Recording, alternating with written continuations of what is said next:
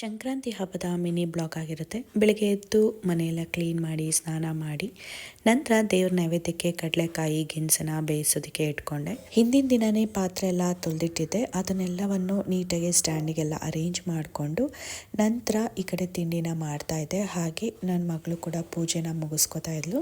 So ಪೂಜೆ ಮುಗಿಸ್ರೊಳಗೆ ತಿಂಡಿನೂ ready ಮಾಡ್ಕೊಳ್ಳೋದಕ್ಕೆ ಬೇಗನೆ ಒಗ್ಗರಣೆನೂ ಕೂಡ ಹಾಕೋತಾ ಇದ್ದೆ. ಇವಾಗ ಪಲಾವ್ ಮಾಡ್ತಾ ಇದ್ದೀನಿ. ಮಿಲಿಟ್ಸ್ನ ಬಳಸ್ಕೊಂಡು ಪಲಾವ್ ಮಾಡಿದ್ರೆ ತುಂಬ ಟೇಸ್ಟಿಯಾಗಿರುತ್ತೆ. ಉಡಿಯಾಗಾದರೂ ಮಾಡ್ಕೋಬೋದು, ತೆಳುವಾಗಾದರೂ ಕೂಡ ಮಾಡ್ಕೋಬೋದು. ಇನ್ನು ಒಗ್ಗರಣೆ ಎಲ್ಲ ಹಾಕಿ ಇನ್ನೇನು ಕುಕ್ಕರ್ ಲಿಡ್ನ ಕ್ಲೋಸ್ ಮಾಡಬೇಕು. ಅಲ್ಲಿ ಸ್ವಲ್ಪ ನೀರು ಮಳ್ಳೋ ಅಷ್ಟರೊಳಗೆ ಈ ಕಡೆ ಮೊಸರು ಬಜ್ಜಿಗೆ ಹಾಗೆಯೇ ಕೋಸಂಬರಿಗೆ ಸೌತೆಕಾಯಿ, ಸಣ್ಣದಾಗಿ ಹೆಚ್ಚಿರುವಂಥ ಈರುಳ್ಳಿ, ಹಸಿಮೆಣಸಿನ್ಕಾಯಿ ಎಲ್ಲವನ್ನು ರೆಡಿ ಮಾಡಿಕೊಂಡು ಇನ್ನು ಎಳ್ಳು ಬೆಲ್ಲ ಮಾಡ್ಕೋಬೇಕಾಗಿತ್ತು. ಎಳ್ಳು ಮತ್ತು ಕೊಬ್ಬರಿನ ಹುರ್ಕೋತಾ ಇದ್ದೀನಿ.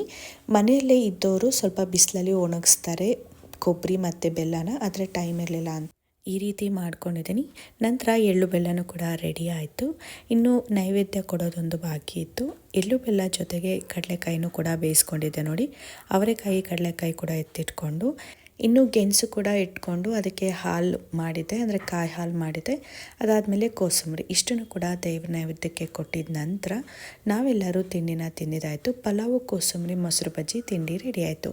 ಹೀಗಿತ್ತು ಹಬ್ಬದ ದಿನ. ನಿಮ್ಮ ಅನಿಸಿಕೆನ ಕಮೆಂಟ್ ಬಾಕ್ಸಲ್ಲಿ ತಿಳಿಸಿ. Thank you.